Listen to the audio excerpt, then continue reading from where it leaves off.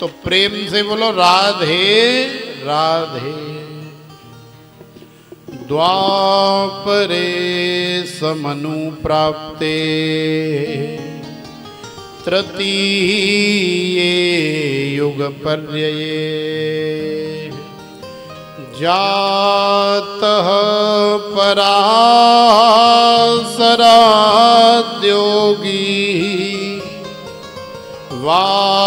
वासव्यां कलया हरे। बोलिए संत भगवान की जय जय श्री राधे श्याम। तो जैसा कि हम सब लोग देख रहे हैं और जानते भी हैं और मानते भी हैं, हमारे परम पूज्य पाद परम वंदनीय श्रोत्रिय ब्रह्मनिष्ठ बड़े ही तेजस्वी तपस्वी यशस्वी मनस्वी ओजस्वी महामंडलेश्वर दातारपुर वाले महाराज जी परम पूज्य पाद श्री रमेश दास जी महाराज का आगमन हमारे मध्य में हुआ है। तो हम सब लोग पूज्य महाराज जी के आगमन से, पूज्य महाराज जी के दर्शन से आज अपने आप को धन्य मान रहे हैं, कृतार्थ मान रहे हैं और बड़े ही आनंदित हो रहे हैं। हमारे परम आदरणीय संत श्री अविनाश दास जी महाराज भी पूज्य महाराज जी का स्वागत कर रहे हैं, सत्कार कर रहे हैं, वंदन अभिनंदन कर रहे हैं।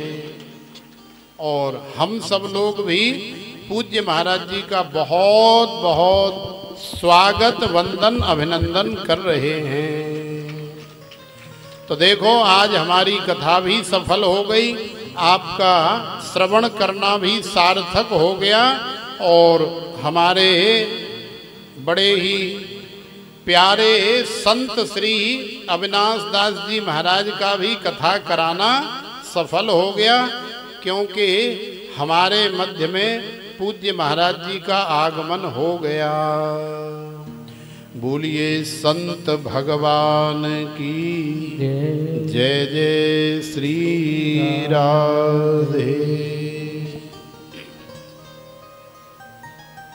तो हम कह रहे थे कि द्वापरे समनु प्राप्ते तृतीये युग पर्यये जातः पराशराद्योगी वासव्याम कलया हरे। देखो श्री सूत जी महाराज कह रहे हैं कि जिस समय द्वापर के अंत में भगवान के कलावतार श्री कृष्ण द्वैपायन महर्षि वेद व्यास जी महाराज ने एक वेद के 3 और कर दिए तो 4 वेद हो गए। एक एक करके 6 शास्त्रों की रचना कर दी और एक एक करके 17 पुराणों की भी रचना कर दी। लेकिन आज महर्षि वेद व्यास जी ने जब अपनी कुटिया पर ध्यान लगा करके देखा, बैठ करके देखा, तो महर्षि वेद व्यास जी ने संसार की दशा और संसार की दिशा देखी। क्या देखी कि संसार वाले अपने खाने पीने और कमाने में ही लगे हैं, सोने में लगे हैं, भोग विलास सुख प्राप्त करने में लगे हुए हैं। तो महर्षि वेद व्यास जी को बड़ा कष्ट हुआ, महर्षि वेद व्यास जी को बड़ी वेदना हुई और महर्षि वेद व्यास जी ने सोचा कि जिस संसार का या जिस संसार वालों का कल्याण करने के लिए हमने वेदों की रचना करी, हमने 6 शास्त्रों की रचना करी, 17 पुराणों की रचना करी, तो ये संसार वाले न तो वेद पढ़ रहे हैं, न शास्त्र पढ़ रहे हैं, न पुराण पढ़ रहे हैं, अपितु ये सब लोग जो है खाने कमाने और भोग विलास करने में लगे हुए हैं। माने हमारा जीवन बेकार में ही चला गया, व्यर्थ में ही चला गया। तो महर्षि वेदव्यास जी को असंतोष हो गया। महर्षि वेदव्यास जी को बड़ी वेदना, बड़ी पीड़ा हुई। तो महर्षि वेदव्यास जी आज बड़े दुखी हो रहे हैं, लेकिन भगवान के परम लाडले भक्त और संत श्री नारद जी महाराज के हृदय में प्रेरणा हो गई। श्री नारद जी महाराज जो है महर्षि वेदव्यास जी के पास बद्रिका आश्रम में बद्रीनाथ धाम में चले आए।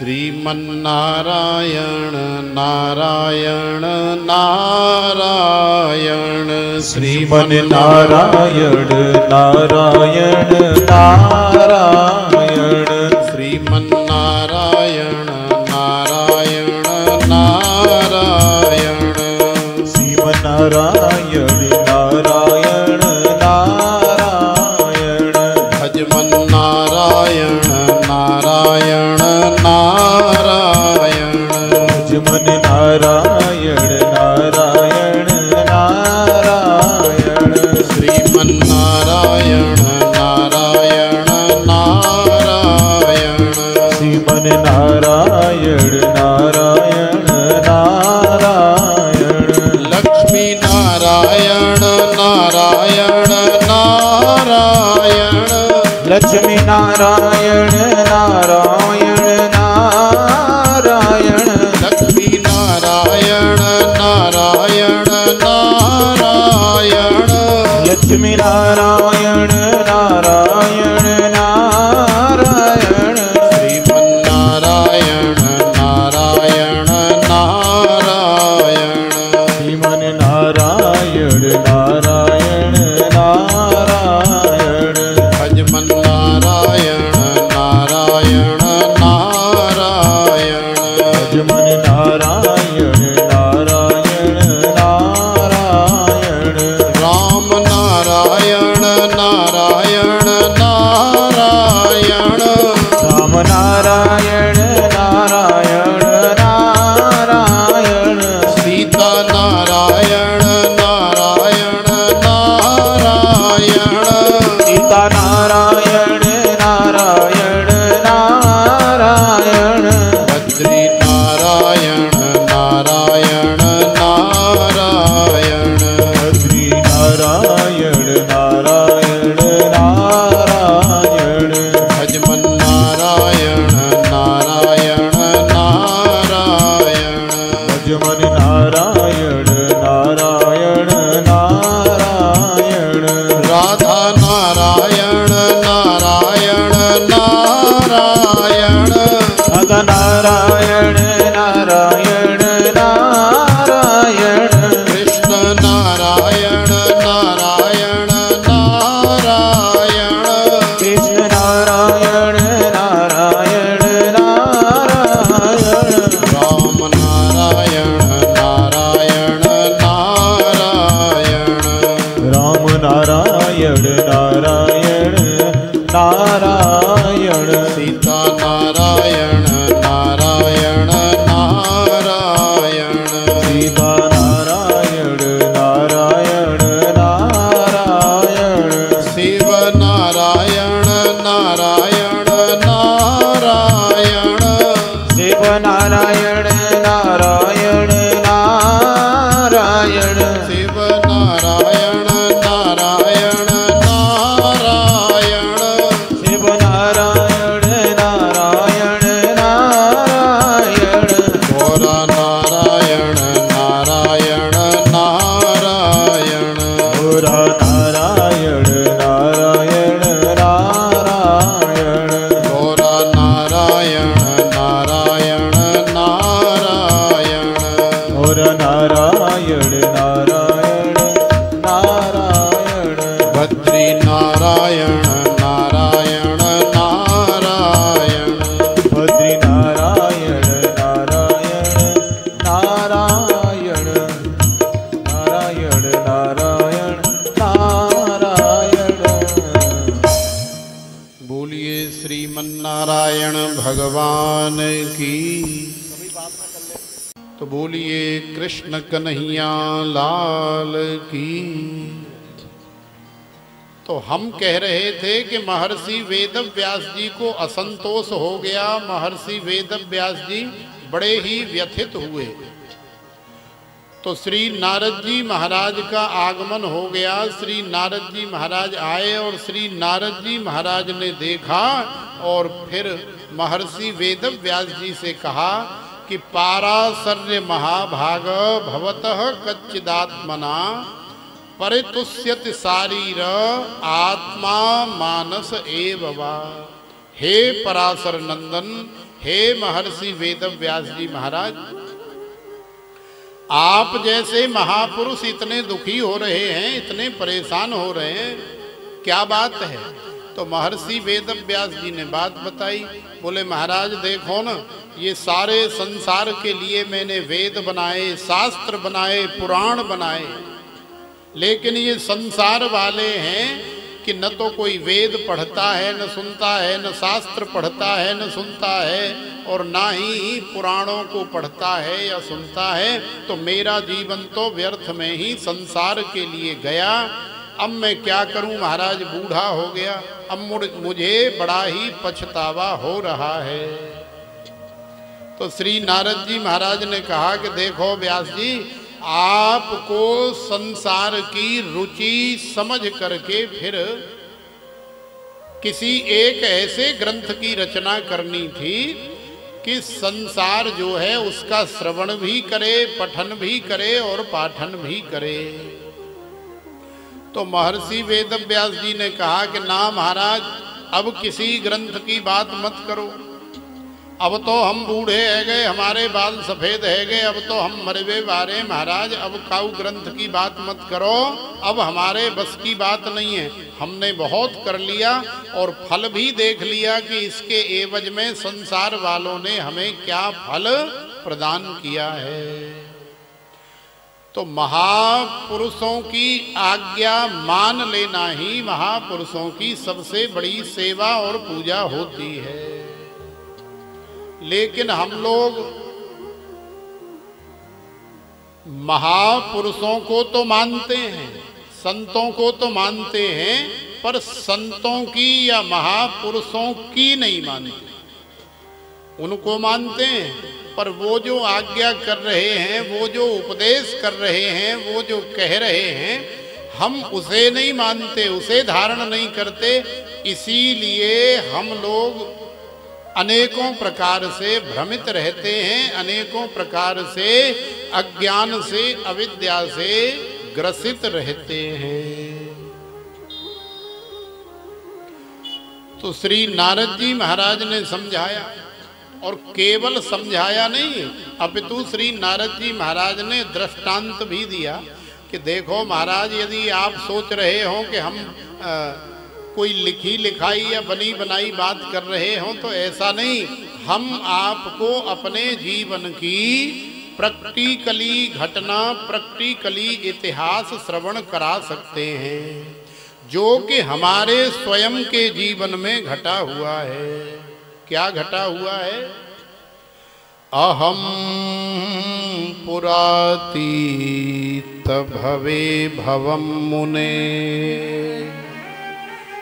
दास्यास्तु कस्याश्चन वेदवादिनां निरूपितो बालक एव योगिनां शुश्रूषणे प्रावृषे निर्विवक्षताम् शुश्रूषणे प्रावृषे निर्विवक्षताम्।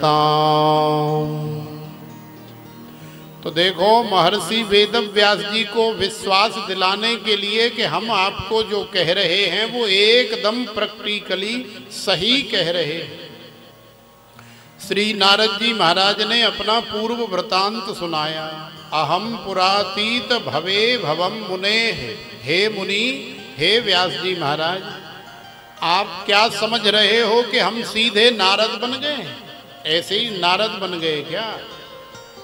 आप क्या समझ रहे हो कि आज स्वर ब्रह्म विभूषिताम, ब्रह्म रूपी सुरों से विभूषित ये जो वीणा आप हमारे हाथ में देख रहे हो, आप क्या समझ रहे हो कि ये वीणा हमें ऐसे ही सहजता सरलता में और इसी जन्म में और इतनी आसानी से प्राप्त हो गई?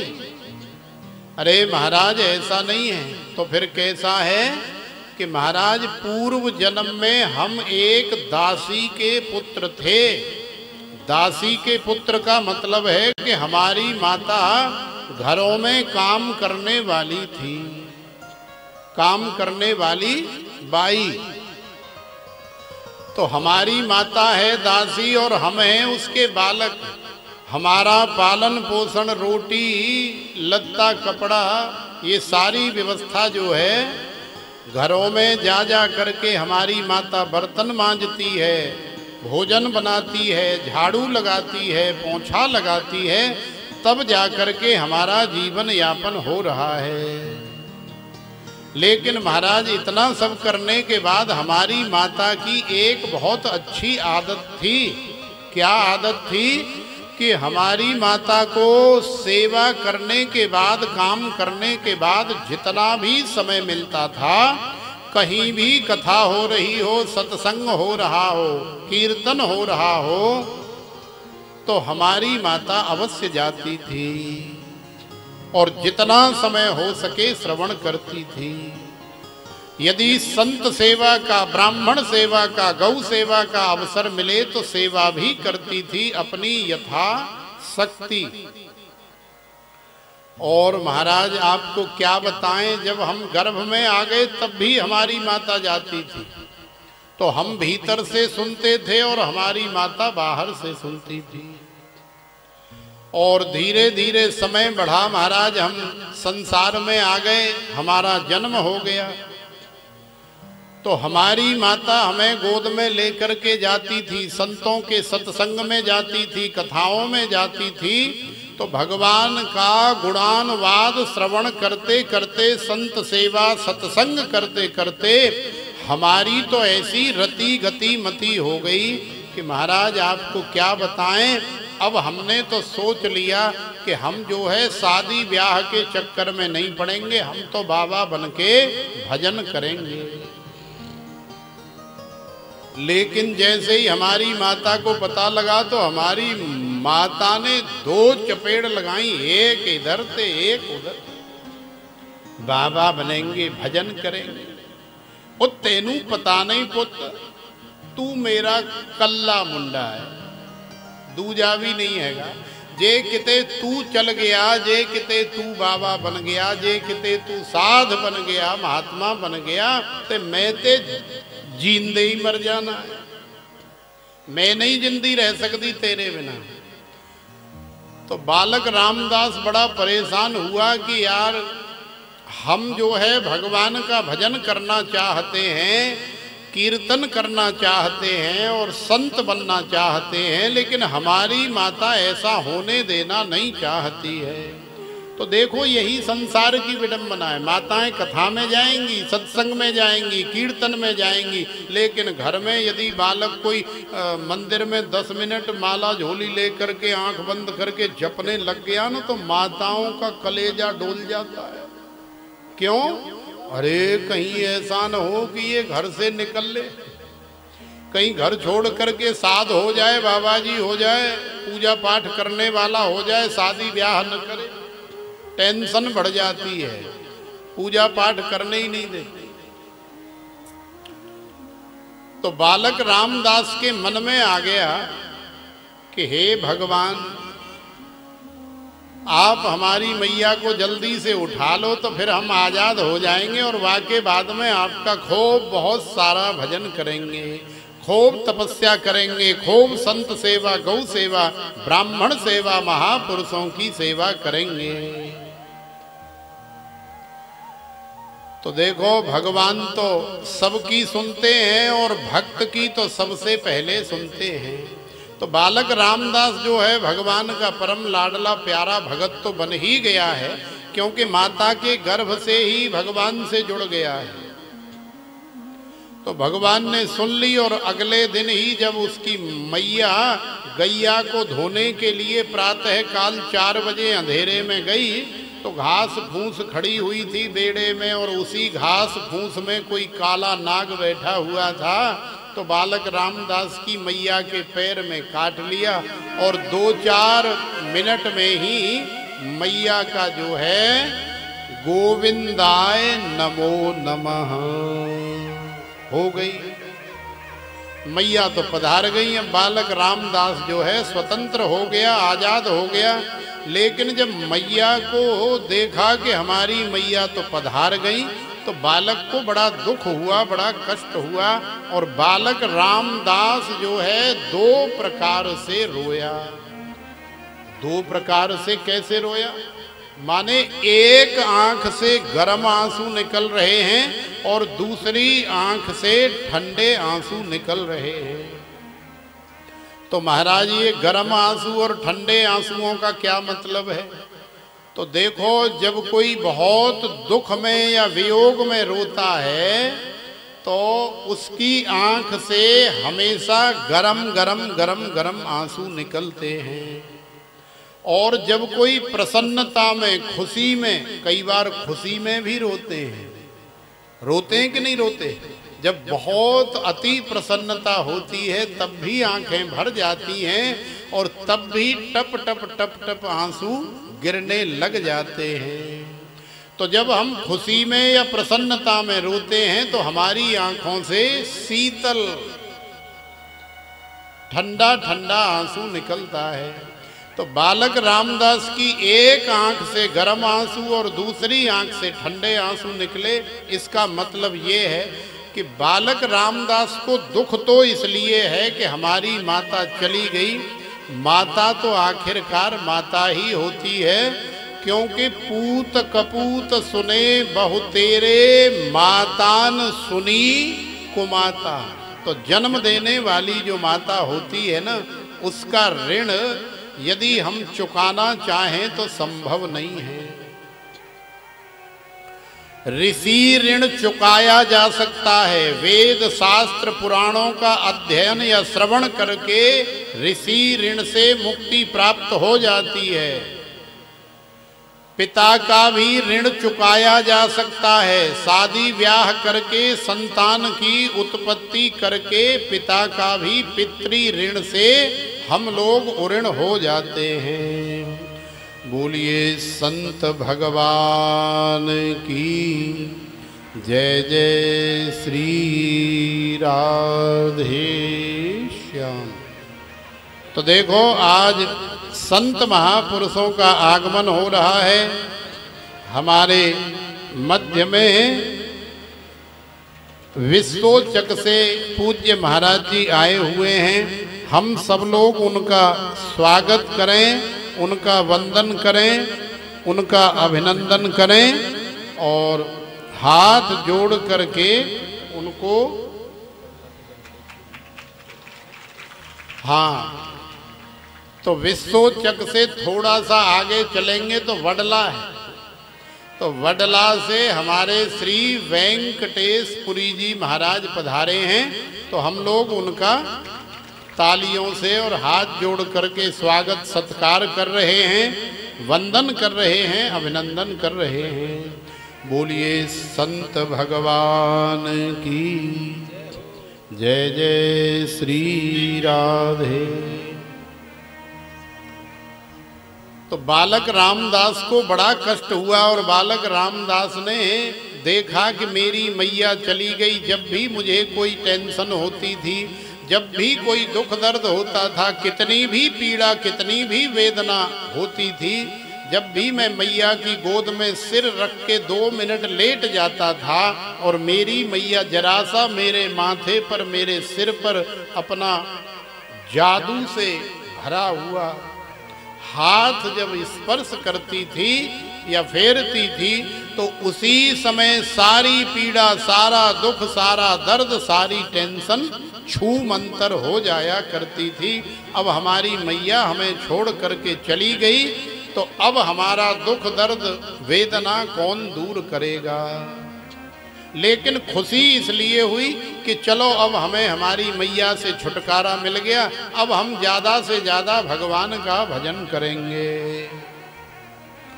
तो बालक रामदास संतों से दीक्षा लेकर के, मंत्र लेकर के और संतों की आज्ञा लेकर के भगवान की तपस्या करने के लिए अरण्य में चला गया। और अरण्य में जाकर के एक वट वृक्ष के नीचे सरोवर के किनारे बैठ करके बालक रामदास ने भगवान का ध्यान किया और संतों के द्वारा दिए गए मंत्र का जाप किया। मंत्र जाप करते करते, ध्यान करते करते बांके बिहारी रमण बिहारी की छवि जो है बालक रामदास के हृदय में प्रकट हो गई। बोलिए बांके बिहारी लाल की। अभी अभी भगवान की छवि प्रकट हुई और दूसरे ही पल जो है छवि हृदय से गायब हो गई, माने अनुभूति होनी बंद हो गई। अब तो बालक रामदास जो है बड़ा ही छटपटाया, बड़ा तड़फा, बड़ा बिलख गया। जैसे मान लो कि किसी जल में रहने वाली मछली को जल से बाहर निकाल दिया जाए तो बाहर तड़फ तड़फ के फड़फड़ा करके वो अपने प्राणों का परित्याग कर देती है। ऐसी गति बालक रामदास की हो गई। तो आकाशवाणी ने भगवान की प्रेरणा से ही आकाशवाणी हुई। अनुग्रहम मन्यमानः प्रातिष्ठम दिसमुत्तरम स्नाप पीत्वा हृदय नद्या उपस्पृष्टो गतः श्रमः। हृदयासीन में हरि। देखो बालक, तुम अभी कच्चे घड़े हो और अभी तुमने इस आध्यात्मिक जगत में, आध्यात्मिक लाइन में कदम रखा है, अभी प्रवेश किया है। बेटा अभी तपस्या करो, अभी साधन करो, अभी भजन करो, अपने आप को पकाओ। और जब तुम्हारे अंदर ऐसी पात्रता आ जाएगी कि तुम्हें अहर्निश भगवान की अनुभूति होने लग जाए तो उसके लिए अभी समय लगेगा।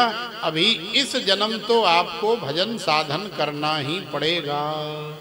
तो आकाशवाणी सुन करके बालक रामदास ने पूरा जीवन भजन किया, तपस्या करी। और जब बालक रामदास अपना शरीर छोड़ करके गया तो भगवान के पार्षद लेने के लिए आए और भगवान के पार्षदों ने बालक रामदास को बैकुंठ में भगवान श्रीमन नारायण के सामने ले जा करके खड़ा कर दिया। तो भगवान श्रीमन नारायण ने बालक रामदास को बुलाया और बुला करके उसे उठाया और अपनी गोद में रखा। गोद में रख करके जैसे बालक रामदास की माँ उसके माथे पर हाथ फेरती थी वैसे ही, इसीलिए तो कहते हैं ना कि भगवान सबसे पहले हमारी माता है।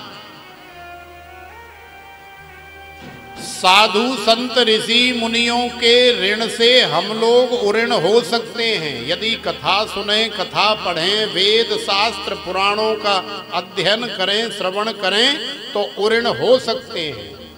शादी ब्याह करके पितृ माने पिता के ऋण से भी उऋण हो सकते हैं।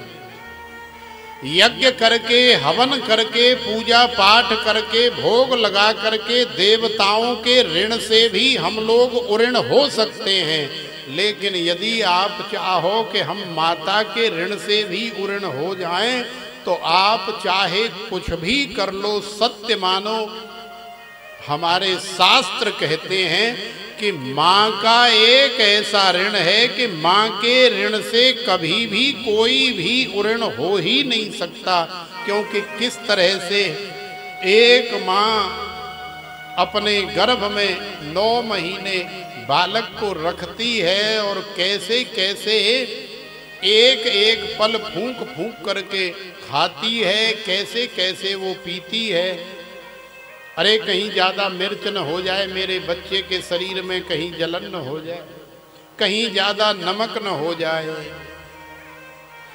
तीखा भी खाने से परहेज करती है, ज्यादा कसेला, ज्यादा खट्टा, ज्यादा मीठा भी खाने से परहेज करती है। माने 9 महीने कैसी कठोर साधना करती है, कैसे नियम संयम में एक ही जगह में बंद करके रहती है, बाहर भी बहुत ज्यादा नहीं जाती।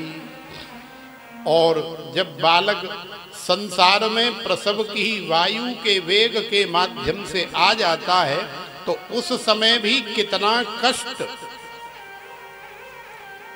कितनी वेदना सहन करती है, बर्दाश्त करती है उसे संसार में लाने के लिए। माने अपनी जान पर खेल करके बालक को संसार में एक माँ जन्म देती है। और कई माता तो बेचारी पूरी भी हो जाती है, बालक को जन्म देती, और फिर बालक का लालन पोषण पालन। सर्दी का समय है, कड़ाके की ठंड पड़ रही है, बच्चे ने सोते सोते सूसू भी कर दी और वो भी कर दी, जो आप लोग बोलते ही। तो माता जो है उसके सूसू और उसी के ऊपर दूसरा कपड़ा डाल के उस पर स्वयं सोती है, और जहां पहले खुद सो रही थी वहां अपने उस शिशु बच्चे को सुलाती। तो सोचो कि ऐसी माता के ऋण से भला कभी कोई ऋण हो सकता है?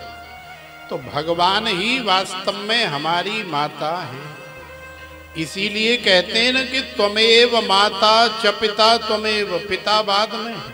हे प्रभु, सबसे पहले आप हमारी माता हैं। तो भगवान के ऋण से, माँ के ऋण से हम कभी ऋण नहीं हो सकते। त्वमेव माता च पिता त्वमेव त्वमेव बंधुश्च सखा त्वमेव त्वमेव विद्या द्रविणम त्वमेव त्वमेव सर्वम मम देव देव।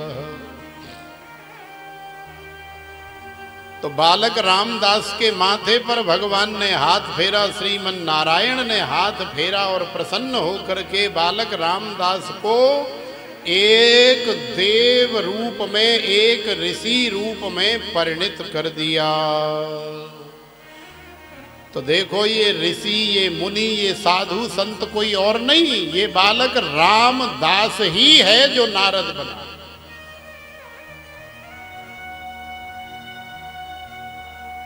और नारद जी महाराज को जो वीणा भगवान ने प्रदान करी, उसमें उस वीणा के स्वर में भगवान स्वयं प्रविष्ट हो गए। देव दत्ता मिमाम वीणाम स्वर ब्रह्म विभूषिताम मूर्छयित्वा हरि कथाम गायमानस चराम्य हम। भगवान स्वयं वीणा के स्वरों में बस गए, प्रकट हो गए। तो नारद जी महाराज ने जब ये वृतांत, जब ये कथा महर्षि वेदव्यास जी महाराज को सुनाई, तब जाकर के महर्षि वेदव्यास जी को हिम्मत आई कि हाँ महाराज, अब आप बताओ कि अब हम क्या करें। तो नारद जी महाराज ने कहा कि एक ऐसे ग्रंथ की रचना करो महाराज जिसमें भगवान की लीलाओं का श्रवण हो, पठन हो, पाठन हो, और भगवान के परम लाडले भक्तों का भी उसमें चरित्र हो, और बड़े आनंद की कथा वाला ग्रंथ हो। ऐसे ग्रंथ की रचना करो। तो नारद जी के समझाने पर, नारद जी के कहने पर महर्षि वेदव्यास जी ने पंचम वेद या 18वां पुराण के रूप में श्रीमद् भागवत की रचना करी। महर्षि वेदव्यास जी समाधि में बैठे हैं और गणेश जी महाराज लिख रहे हैं।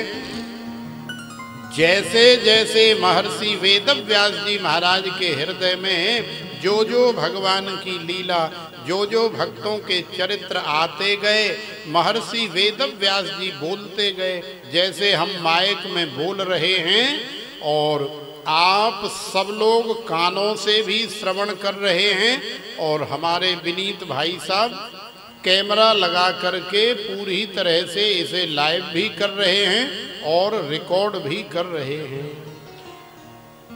तो देखो, हम कहना भूल जाते हैं, 7 दिन में कभी एक आध बारी कह पाते हैं। अब रिकॉर्डिंग का नाम आ ही गया है तो कह ही देते हैं। ये कथा आपकी आगे पीछे जीवन भर के लिए हमेशा बनी रहेगी। कभी भी आप अपने घर में आगे पीछे इस कथा को भी देख सकते हैं और इस कथा में अपने आप को भी देख सकते हैं। मान लो कि हमें देखने की इच्छा न हो, सुनने की इच्छा न हो, तो वीडियो में कम से कम अपने आप को तो देख ही लेना। तो ये YouTube में चल रही है और हमेशा बनी रहेगी। उसमें कभी भी देखो, कृष्णा भक्ति रस के नाम से चैनल है, सर्च करते ही सबसे पहले आ जाएगा। और जिन माता बहनों से नहीं आता हो वो हमारे विनीत भाई साहब से सब्सक्राइब करवा लें, चैनल निकलवा लें और उससे जुड़ जाएं, ताकि आगे पीछे की जितनी भी, चाहे राम कथा हो और चाहे शिव पुराण की कथा हो और चाहे भागवत की कथा हो, सभी कथाओं का आनंद आपको उस चैनल में मिलता रहेगा। तो जैसे जैसे महर्षि वेदव्यास जी बोलते गए समाधि में, वैसे वैसे गणेश जी महाराज जो है रिकॉर्ड करते गए। श्री गणेश जी महाराज ने सारी कथा लिख दी। तो वो कथा कोई और कथा नहीं भैया, उसी कथा का नाम है श्रीमद् भागवत की कथा। उसी कथा का नाम है अमर कथा। बोलिए श्रीमद् भागवत भगवान की जय। जय श्री राधे।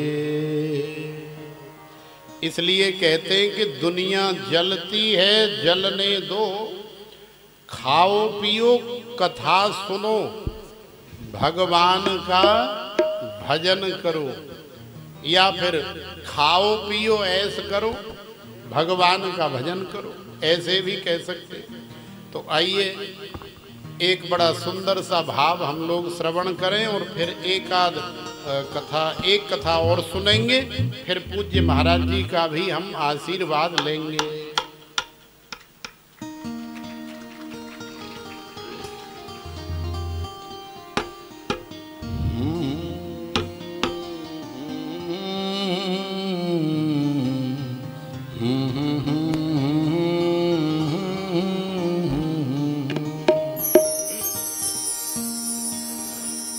दुनिया जलती है जलने दो,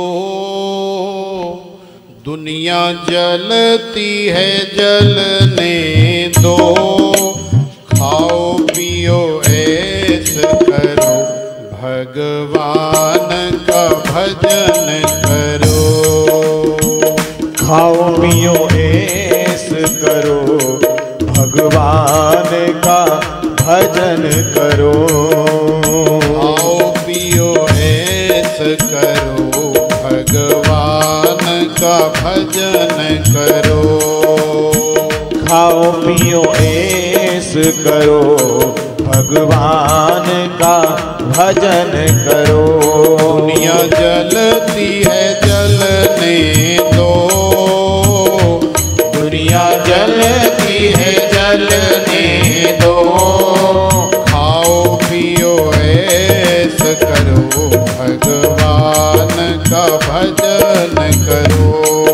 अरे खाओ पियो ऐश करो, भगवान का भजन करो।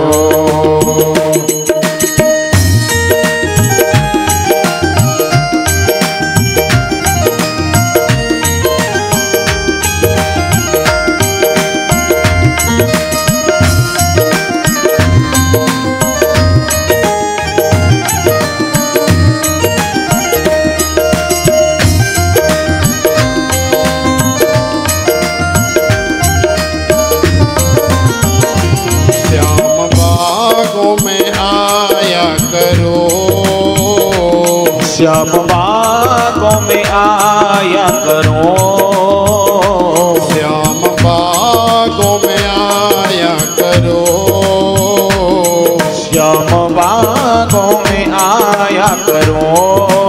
फूल तोड़ हम देंगे तुम माला बनाया करो, अरे फूल तोड़ हम देंगे तुम माला बनाया करो।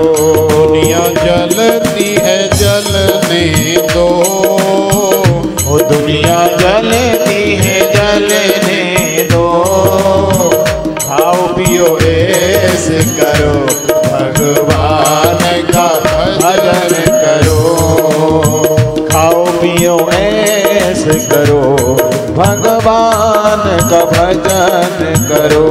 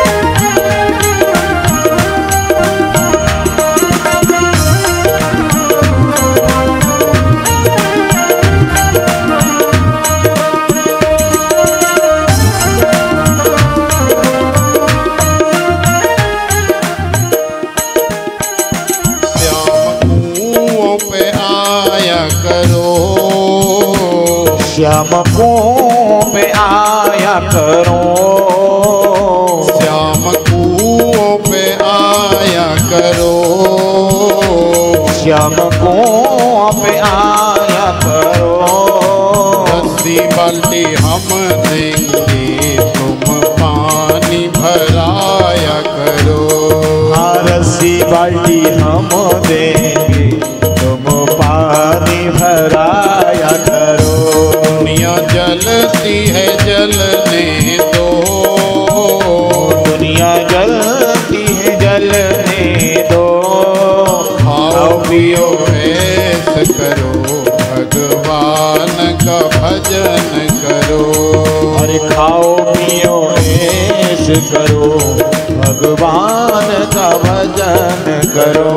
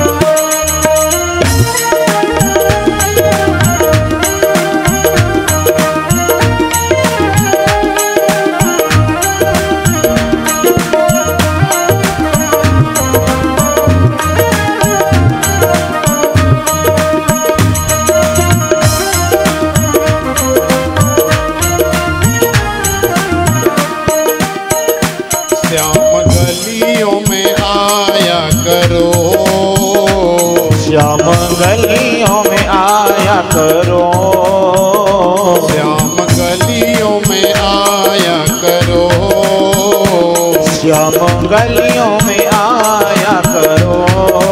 गोपियाँ हम बनेंगे तुम रास रचाया करो, हाँ गोपियाँ हम बनेंगे तुम रास रचाया करो।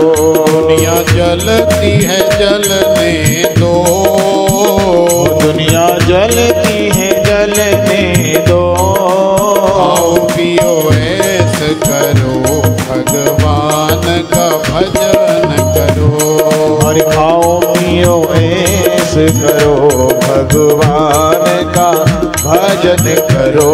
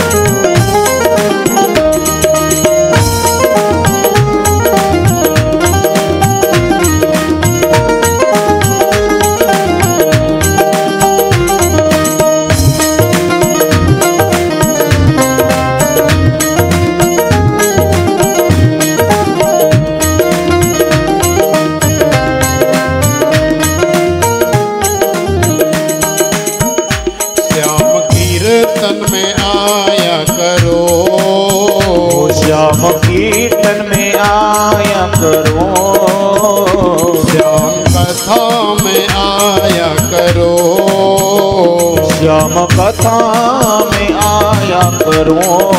माखन मिश्री हम देंगे तुम भोग लगाया करो। अरे माखन मिश्री हम देंगे तुम भोग लगाया करो। दुनिया जलती है जलने दो, दुनिया जलती है जलने दो, दुनिया जलती है जलने दो, दुनिया जलती है जलने दो। आओ पियो ऐस करो, भगवान का भजन करो। अरे खाओ पियो ऐस करो, भगवान का भजन करो। खाओ पियो ऐस करो, भगवान का भजन करो। हाँ खाओ पियो ऐस करो, भगवान का भजन करो। खाओ पियो ऐस करो, भगवान का भजन करो। खाओ पियो ऐस करो, भगवान का भजन करो।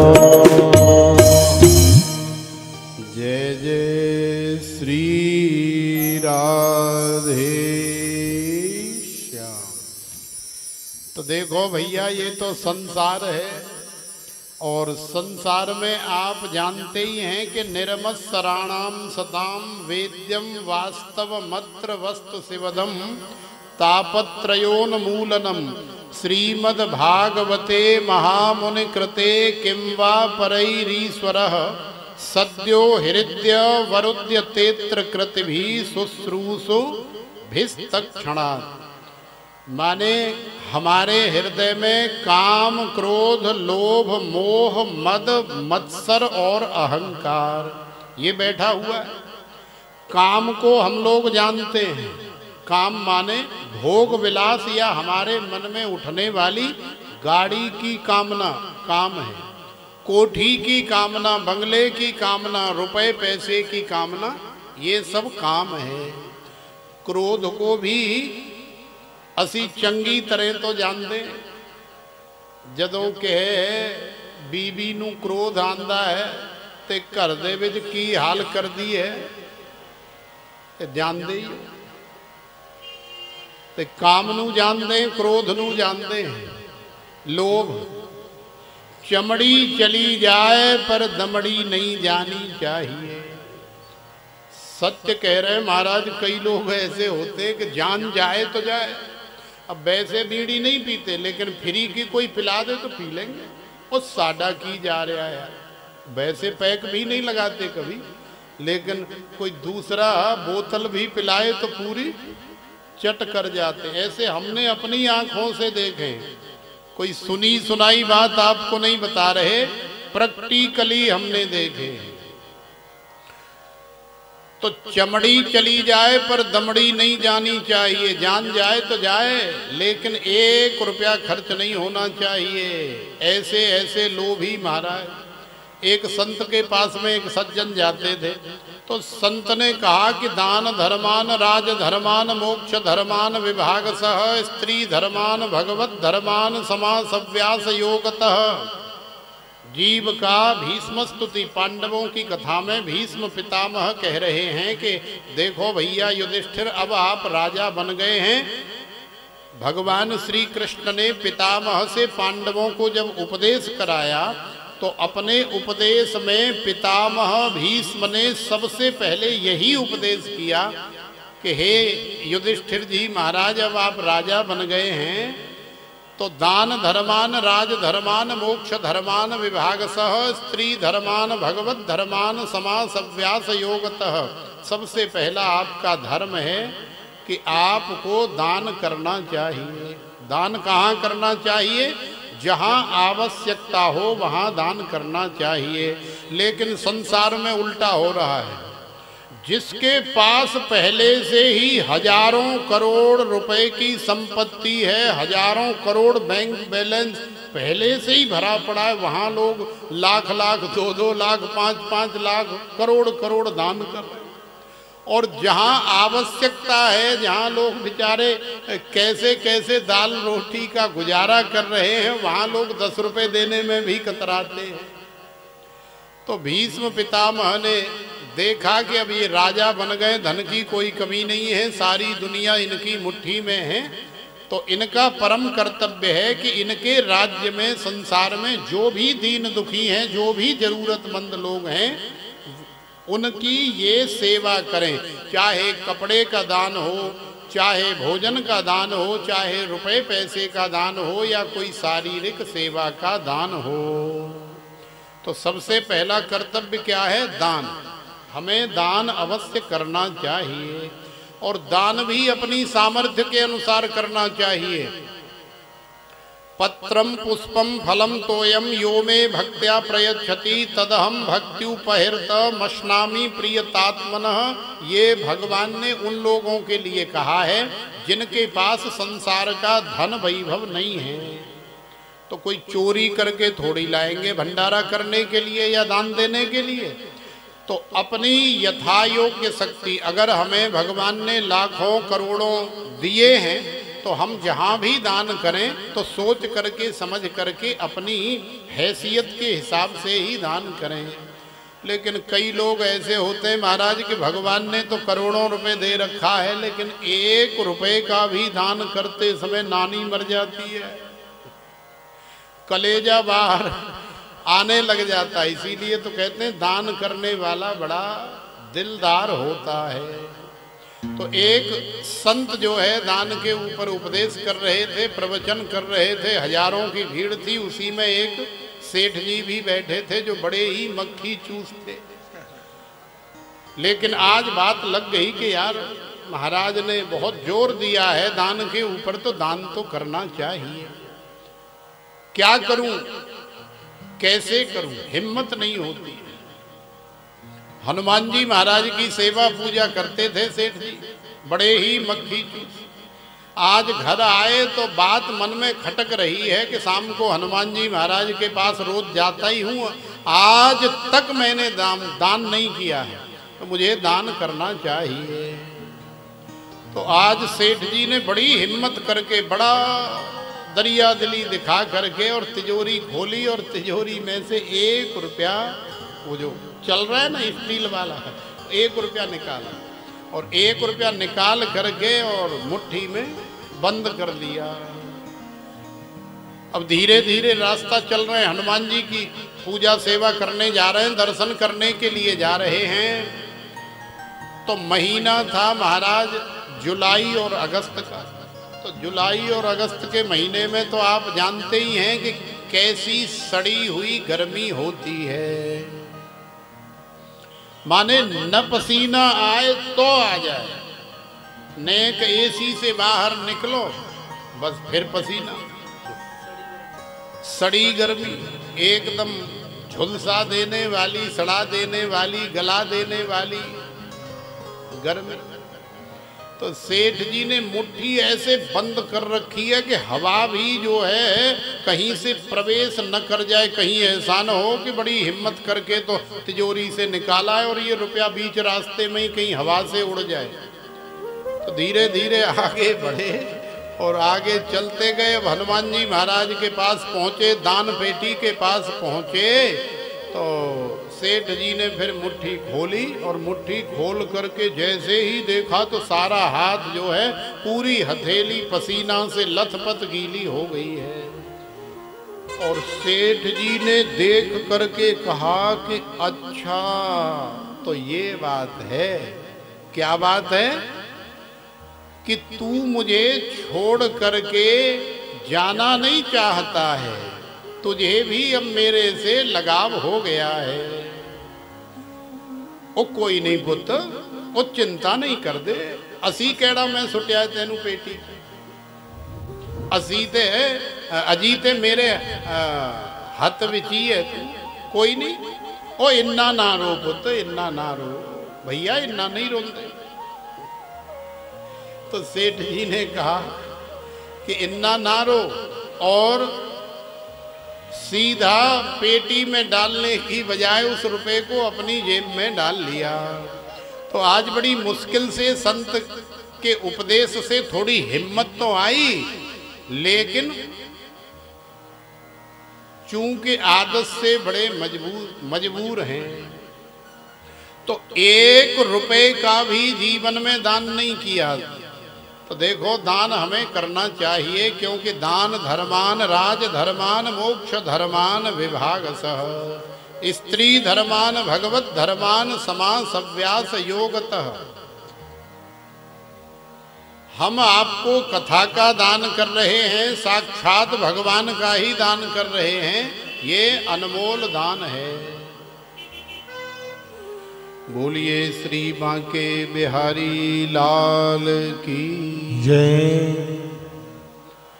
तो हमें भगवान ने यदि दिया है तो खुले मन से हमें भी सेवा करनी चाहिए। पांडवों की कथा सुनाई, भीष्म स्तुति सुनाई, भीष्म पितामह का उपदेश श्रवण कराया, और अब राजा परीक्षित ने गुरुदेव श्री सुखदेव जी महाराज से प्रश्न कर दिया कि हे गुरुदेव, हम जानना चाहते हैं कि भगवान की प्राप्ति कैसे होती है, किसे होती है। तो गुरुदेव श्री सुखदेव जी महाराज ने भगवान की प्राप्ति के कल्याण के अनेकों रास्ते बताए, अनेकों मार्ग बताए। तस्माद् भारत सर्वात्मा भगवानीश्वरो हरि, श्रोतव्यः कीर्तितव्यश्च स्मर्तव्यश्च चेच्छता भयम्। जाने बिनु न होए परतीति, बिनु परतीत होए नहीं प्रीति। अस प्रभु दीन बंधु हरि, कारण रहित दयाल। तुलसीदास सठ तेहि भज, छाण कपट जंजाल। अनेकों प्रकार के योग के, ध्यान के, नाम के, संकीर्तन के, कथा श्रवण के, भगवान के गुणगान के बहुत सारे उपाय, बहुत सारे रास्ते भगवान की प्राप्ति के लिए बताए। लेकिन देखो, भगवान की प्राप्ति का सबसे सहज और सबसे सरल उपाय तो केवल एक ही है। हरि व्यापक सर्वत्र समाना, प्रेमत प्रकट हो ही में जाना। भगवान सर्वत्र व्याप्त हैं, बसे हुए हैं, कण कण में रमे हुए हैं, लेकिन जब तक तुम्हारे पास में प्रेम नहीं है, भाव नहीं है, क्योंकि भाव का भूखा हूँ मैं, भाव ही एक सार है, और भाव से जो भजता मुझे तो भव से बेड़ा पार है। संसार में कोई किसी की खाल पर मर गया तो कोई किसी की चाल पर मर गया, तो कोई किसी के गाल पर मर गया, तो कोई किसी के बाल पर मर गया, तो कोई किसी के माल पर मर गया। लेकिन श्रीधाम वृंदावन के रसिक जन कहते हैं, भैया जिंदा तो वही है संसार में जो मेरे नंद के लाल पर मर गया, मेरे नंद के लाल पर मर गया वही वास्तव में जीवन है। तो भगवान को पाने के बहुत सारे उपाय बताए और अब राजा से ही पूछ लिया कि बेटा तू क्या सोचता है, तू भी बता।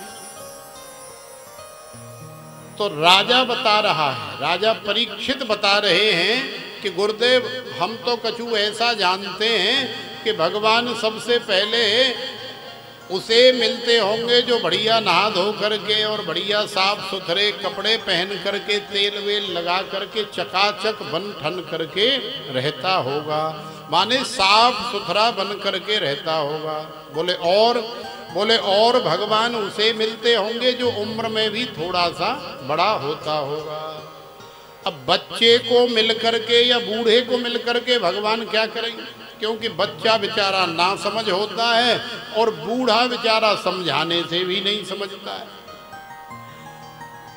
तो इसलिए राजा ने सोचा कि बूढ़े से भगवान काय को मिलेंगे, बच्चे से भगवान काय को मिलेंगे, तो बीच वाले से माने 30 वर्ष से लेके और 50 वर्ष तक भगवान मिलते होंगे।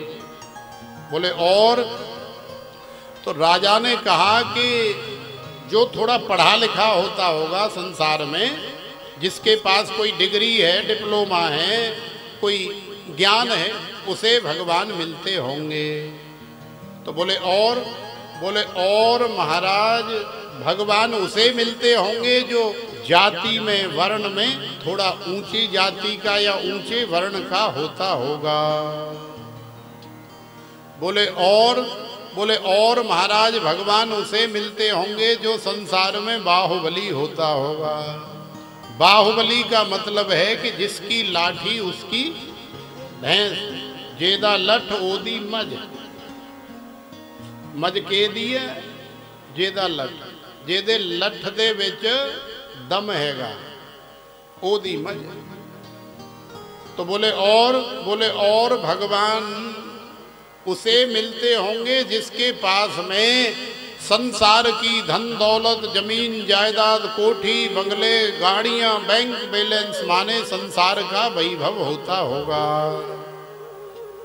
बोले और भगवान शायद उसे भी मिलते होंगे जो संसार में सबसे ज्यादा गोरी चिट्टी सुंदर होती होगी या होता होगा। बोले और तो महाराज साड़ी समझ दे विच ते यही आ रिया ते बाकी तुसी दसो भगवान किसे मिलते।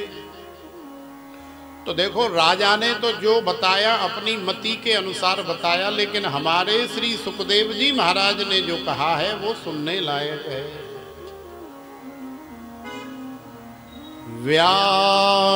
व्याधस्या चरणं ध्रुवस्य च वयो विद्या गजेन्द्रस्य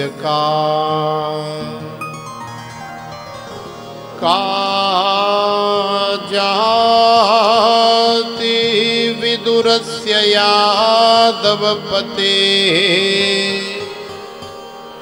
उग्रस्य किं पौरुषम् कुब्जायाः किमु तत्र रूपमधिकम् किं तत्सुदाम्नो धनम् भक्त्या तुष्यति केवलं न च गुणैः भक्ति प्रियो माधवा भक्ति प्रियो माधवा।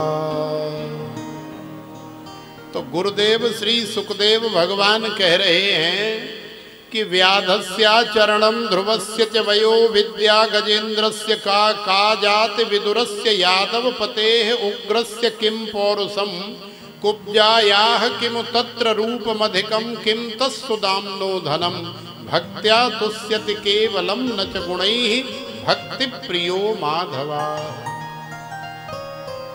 हे राजन, तुमने कहा कि बढ़िया नहा धो करके और बढ़िया कपड़े पहनने वाले को भगवान मिलते होंगे, तो यदि ऐसा होता तो व्याधस्या माने जंगल में रहने वाला एक व्याध, एक शिकारी जो 6-6 महीने नहाता नहीं, धोता नहीं, कोई तेल नहीं, कोई साबुन नहीं, कोई शैम्पू नहीं, और ना ही उसके पास में कोई महकने वाला वो जो आजकल सुर्र भुर्र कर लेते, वो भी नहीं कि भगवान उसकी सुगंधी सूंघ करके चले आए। तो जंगल में रहने वाले व्याध शिकारी को भी भगवान की प्राप्ति हो जाती है, लेकिन भाव होना चाहिए। और दूसरा, उम्र का कोई तगाजा नहीं महाराज, क्योंकि यदि ऐसा होता तो ध्रुवस्य च वयो, ध्रुव जी महाराज की और प्रहलाद जी महाराज की कथा हम लोग कल श्रवण करेंगे। तो यदि ऐसा होता तो ध्रुव जी महाराज की अवस्था उम्र कितनी है? केवल 4.5 वर्ष से लेकर के 5 वर्ष के मध्य की अवस्था है, और इतनी अवस्था में भगवान की प्राप्ति ध्रुव जी महाराज को हो गई। और यदि ज्यादा पढ़ाई लिखाई या डिग्री की बात होती तो महाराज ऐसा भी नहीं है। क्यों? क्योंकि विद्या गजेंद्रस्य का, ये त्रिकूट पर्वत पर रहने वाला जो गजराज है, जो गजेंद्र है, अरे ये कोई बहुत ज्यादा पढ़ा लिखा या बिल्कुल भी पढ़ा लिखा नहीं है भाई, ये तो गजराज है, ये तो हाथी है। ये कौन से स्कूल में पढ़ने गया या कौन सी कॉलेज में पढ़ने के लिए या डिग्री लेने के लिए गया है। और यदि जाति वर्ण की बात होती भगवान के मिलने में, तो विदुरस्य यादव पते, माने सूत जाति में उत्पन्न श्री विदुर जी महाराज को भगवान की कैसी अद्भुत अलौकिक प्राप्ति हुई है। तो हमारी जाति भी भगवान के और हमारे मिलन के बीच में नहीं आती। और महाराज रही ज्यादा बाहुबली की बात, तो कंस ने अपने पिता उग्रसेन जी महाराज को 2-4 चपेटा लगा करके और कारागार में बंद कर दिया था। तो कंस का उद्धार करने के बाद जब भगवान श्री कृष्ण अंदर महल में प्रवेश किए, तो अपने माता पिता के पास में तो बाद में गए, सबसे पहले उग्रसेन जी के पास गए और जा करके हृदय से लगाया, बाद में फिर अपने माता पिता के पास में गए। और महाराज यदि रही ज्यादा खूबसूरती की बात, रही ज्यादा सुंदरता की बात, तो कुब्जायाः किम तत्र रूपमधिकम किम तस्सु दाम्नो धनम। अरे ये कंस की दासी सैरंध्री कुब्जा त्रिवक्री, 3 प्रकार के शरीर में कुबड़ निकले हुए हैं, झुक करके डोकरी की तरह चलती है। लेकिन जब कन्हैया मथुरा में गए और रंग भूमि में जा रहे थे, तो रास्ते में कुब्जा मिली, और कुब्जा को देख करके भगवान ने कहा कि अरे सुंदरी, हे सुंदरी। तो सोचो कि भगवान ने उसे सुंदरी क्यों कहा। भगवान ने उसे सुंदरी इसलिए कहा क्योंकि भगवान कभी हमारा रूप रंग ये काला है कि पीला है कि गोरा है कि नीला है कि टांग कटी है या हाथ टूटा है या कुबड़ निकला है, ये सब नहीं देखते। ये सब देखने वाला कोई और ही होता है। तो भगवान ने कुब्जा का हृदय देखा कि ये पवित्र है, ये शुद्ध है, इसमें भाव है। अब कंस की चाकरी करना तो इसकी मजबूरी है, लेकिन ये भजन करने वाली है, इसलिए भगवान ने उसे सुंदरी कहा। और न केवल सुंदरी कहा, अपितु भगवान ने कुब्जा के पैर के ऊपर पैर रख करके और थोड़ी से अपने हाथ का स्पर्श कराया और नेक यूं कर दिया तो घड़ाक करके तीनों कुबड़ कुब्जा के शरीर से गायब हो गए और देवांगना के रूप में वही कुब्जा जो है परिणित हो गई।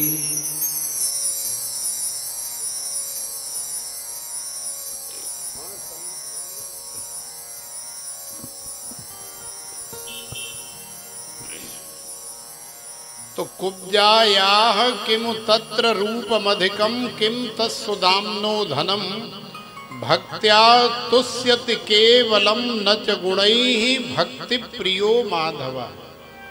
भगवान ने कुब्जा के ऊपर कृपा करी और भगवान ने सुदामा जी के ऊपर भी कृपा करी। तो सुदामा जी की कथा भी हम विश्राम दिवस में श्रवण करेंगे।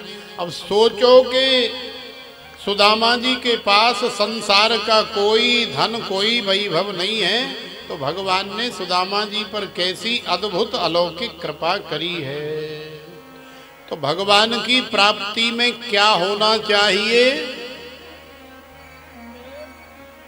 तो भगवान की प्राप्ति का जो मुख्य हेतु है वो है भगवान की भक्ति। भक्त्या तुष्यति केवलम न च गुणैहि भक्ति प्रियो माधवा। भगवान की भक्ति जिसके जीवन में होती है, भगवान की कथा जिसके जीवन में होती है, उसे भगवान की प्राप्ति हो जाती है। तो आइए एक सुंदर सा भाव और फिर हम लोग पूज्य महाराज जी का आशीर्वाद लेंगे। कथा तो भगवान की अनंत है और अभी तीसरा ही दिवस है। कल नंद के लाला का जन्म होगा, तो ज़्यादा से ज़्यादा संख्या में आप सभी माता बहन भाई बंधु आएं और नंद के लाला के जन्म में आप लुटाने के लिए, दान के लिए कुछ भी लेकर के आ सकते हैं। जैसे कि बिस्कुट ले आए, केला ले आए, अमरूद ले आए, संतरा ले आए और ज़्यादा से ज़्यादा टॉफ़ी, चॉकलेट इत्यादि। तो जो तुम्हारा मन करे सूखा आइटम जो हम यहाँ से लुटा सकें और आप जो है लूट सकें, ऐसे ऐसे सूखे आइटम आप ले करके आएंगे। और कल जैसे आज पूज्य महाराज जी का आगमन हुआ है, ऐसे ही नित्य संतों का आगमन हो ही रहा है। और कल भी आपको सूचना दे दें, ये बगल में ही आपके तूरा वाली माता जी, जहाँ तक उम्मीद है कि कल उनका भी आगमन होगा, तो उनका भी दर्शन आशीर्वाद हमें प्राप्त होगा। और बाकी जब लाला का जन्म हो जाएगा तो उसके बाद नित्य जो है उत्सव मनते रहेंगे। अभी हमारे मध्य में वामन भगवान हमें दर्शन देने के लिए पधार रहे हैं। तो वामन भगवान का दर्शन करें, वामन भगवान का पूजन करें, अर्चन करें, वंदन करें और अपने जीवन को धन्य बनाएं और वामन भगवान की झांकी को निहारें एक भाव के माध्यम से। क्योंकि वामन और बांके बिहारी, रमण बिहारी, रास बिहारी अलग अलग नहीं हैं। तो वामन भगवान से ही कहें कि बनवारी तेरे प्यार ने दीवाना बना दिया, हे वामन तेरे प्यार ने दीवाना बना दिया, दीवाना बना